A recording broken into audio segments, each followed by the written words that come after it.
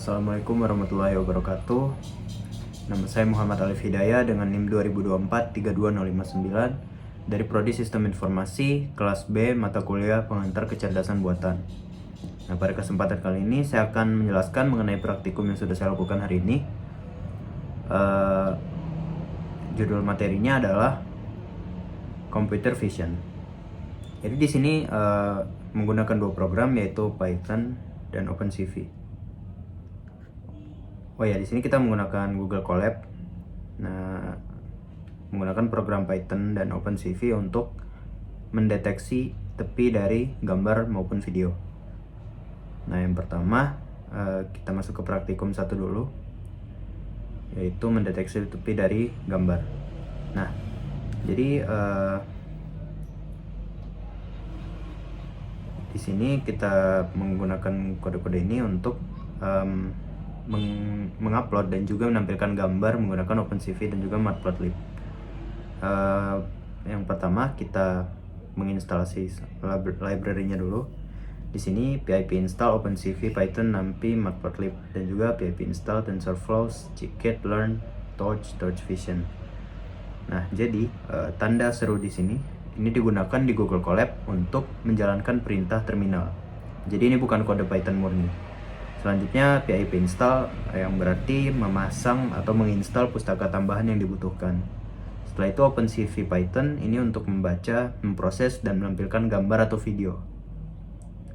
Kemudian NumPy untuk operasi numerik dan array, dan Matplotlib untuk menampilkan grafik atau gambarnya.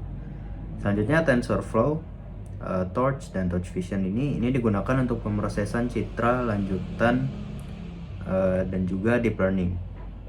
Selanjutnya Scikit-learn digunakan untuk algoritma machine learning yang klasik.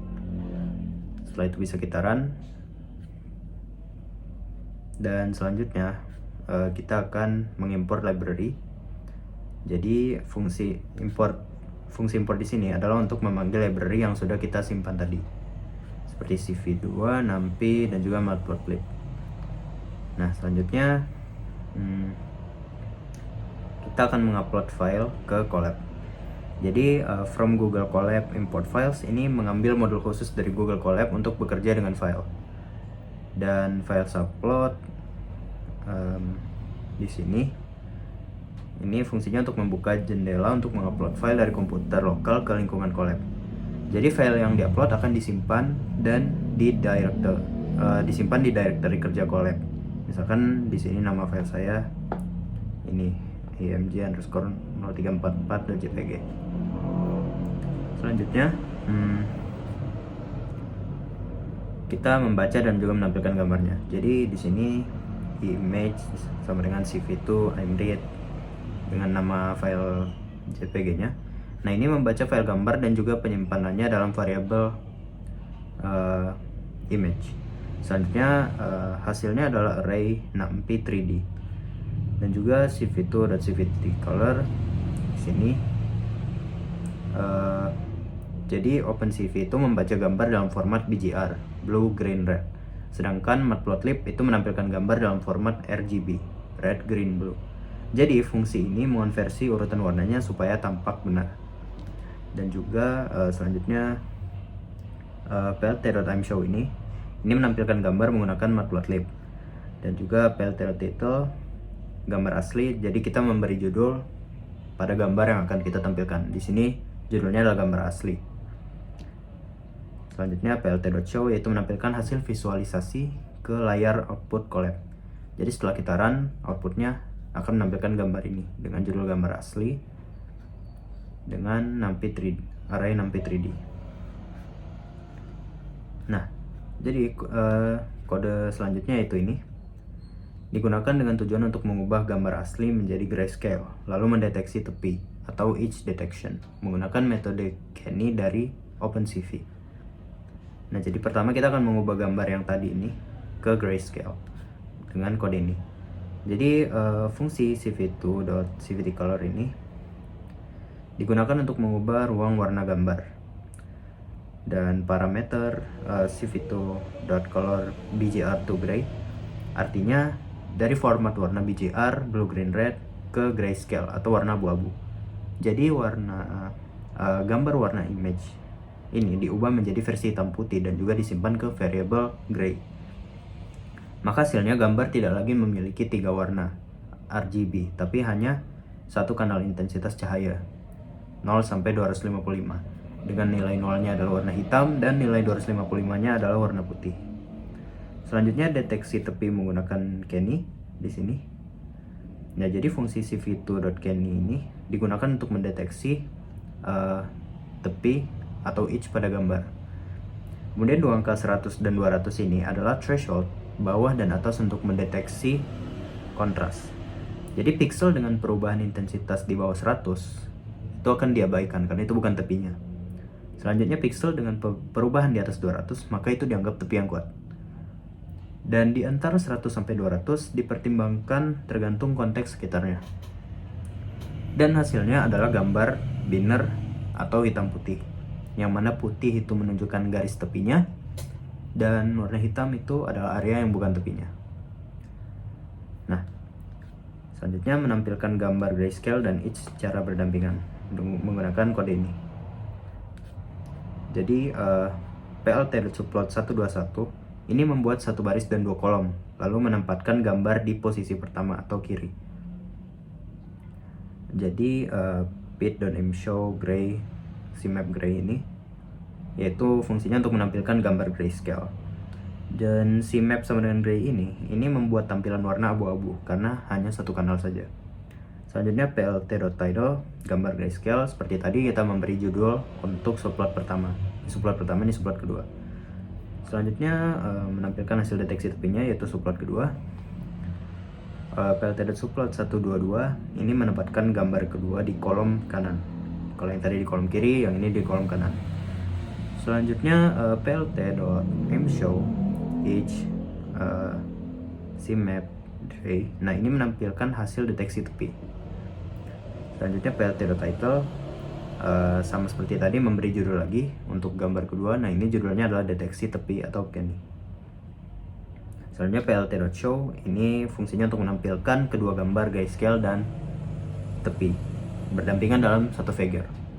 Nah, setelah kita run maka gambarnya akan tampil grayscale dan juga deteksi tepi ini di dalam satu figure yang sama seperti itu. Oke, kita lanjut ke praktikum yang kedua. Nah, jadi kita sekarang akan berfokus di video. Setelah tadi kita digambar, kita akan mulai di video. Nah, jadi kita akan menginstal kembali ini karena kita sudah membuka notebook yang baru dan tidak berada dalam satu notebook yang sama. Jadi ini notebook yang berbeda ya. Jadi kita harus menginstal ini lagi di notebook yang baru, notebook kedua. Selanjutnya import cv2, import numpy. Nah, ini semua tadi sama seperti tadi ya. Fungsinya memanggil yang sudah kita simpan tadi. Kemudian upload files, upload. Nah, sama seperti tadi di sini setelah kita run akan muncul choose file, lalu kita akan memilih file video yang akan kita upload. Di sini saya mengupload video dengan format MP4. Oke, selanjutnya di sini video underscore path. Ini nama file videonya. Sekarang kita akan membuka file videonya. Jadi video underscore path ini fungsinya untuk menyimpan nama file video yang ingin dianalisis. Kemudian cv2.video capture, video path. Nah, ini fungsi OpenCV untuk membuka file video sehingga setiap framenya bisa dibaca. Dan di sini cap ini bertindak sebagai objek video reader yang kayak semacam alat untuk membaca frame satu persatu dari video tersebut. Kemudian inisialisasi variabel penghitungan frame. Di sini frame underscore count sama dengan 0. Jadi variabel ini digunakan untuk menghitung jumlah frame yang sudah diproses. Nah, yang mana ini berguna agar kita bisa menentukan kapan menampilkan hasil. Misalnya setiap 30 frame sekali. Kemudian membaca frame dari video. Nah, ini while true. Kita di sini menggunakan loop. While true di sini ini perulangan tak terbatas untuk membaca frame video satu persatu. Selanjutnya cap.read di sini ini membaca satu frame dari video. Nah, yang dimana red bernilai true jika berhasil membaca frame dan juga frame ini berisi gambar atau array numpy dari frame tersebut. Kemudian di sini if not red break. Nah, ini jika video sudah habis atau tidak ada frame lagi, maka keluar dari loopingnya. Nah, selanjutnya kita akan menampilkan hasil setiap 30 frame. Yang pertama adalah if frame underscore count %30 9 0. Jadi setiap kali frame count kelipatan 30, misalkan 0, 30, 60, 90, dan seterusnya, maka program akan menampilkan hasil deteksi tepi. Nah, ini dilakukan supaya program tidak menampilkan setiap frame yang terlalu cepat dan berat, tapi hanya sampling dari beberapa frame saja. Nah, selanjutnya ini gray cv2.cvtcolor. Nah, di sini cv2.cvtcolor ini mengubah frame berwarna menjadi grayscale. Jadi di sini kita mengonversi ke grayscale dan deteksi tepi video yang tadi. Dan di sini cv2.canny. Nah, ini melakukan edge detection pada gambar grayscale, sama seperti tadi ya.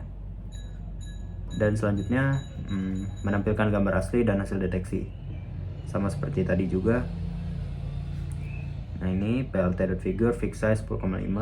Ini mengatur ukuran tampilan gambar kita. Kemudian plt support 121 ini sama seperti tadi juga, menyiapkan satu baris dan dua kolom, yang mana posisi 1 untuk gambar asli dan posisi 2 untuk gambar yang sudah dideteksi tepi. Selanjutnya di sini ya, plt.axis off ini gunanya untuk menyembunyikan sumbu koordinat agar tampilannya lebih bersih. Kemudian lanjut lagi sama seperti tadi. Dan di sini plt.show menampilkan kedua gambar berdampingan, yaitu gambar yang asli dan juga gambar tepinya. Selanjutnya frame underscore count plus sama dengan 1. Nah, setiap kali satu frame diproses, maka variabel frame count ini ditambah 1 untuk melanjutkan ke frame berikutnya. Seperti itu. Selanjutnya yang terakhir ini cap.release. Nah, ini setelah loop selesai, videonya akan ditutup agar tidak membebani memori dan juga resource system. Nah, maka setelah kita run ini, ya, outputnya akan menjadi seperti ini. Ini frame yang asli dan ini deteksi tepinya. Nah, ini adalah kode terakhir yang kita gunakan. Jadi kode ini berfungsi untuk membaca sebuah video, kemudian melakukan deteksi tepi, edge detection pada setiap framenya, dan juga menyimpan hasilnya kembali sebagai video yang baru. Jadi video ini nanti akan di save atau di download lagi. Nah, jadi pertama kita akan membuka video dan menyiapkan penulis videonya. Jadi cv2.video capture video underscore path ini. Nah, ini membuka file video, misalnya yang tadi nama file video saya. Nah, ini dia dibuka agar bisa dibaca frame per frame, kemudian disimpan di variable cap. Nah, setelah itu cv2.videowriter underscore 4cc mp4v ini. Nah, ini menentukan kodek video, yaitu format kompresi video yang akan digunakan. Nah, jadi mp4v ini. Nah, ini kodek untuk file dengan ekstensi .mp4. Selanjutnya cv2.videowriter hasil.mp4 ini seterusnya. Nah, jadi ini membuat objek penulis video, yaitu out, untuk menyimpan hasil. Selanjutnya hasil.mp4. Nah, ini adalah nama file output atau hasilnya. Selanjutnya 4cc ini kodek yang kita gunakan, dan 20,0 ini adalah frame rate nya, yaitu jumlah frame per detik. Selanjutnya integer cap get 3.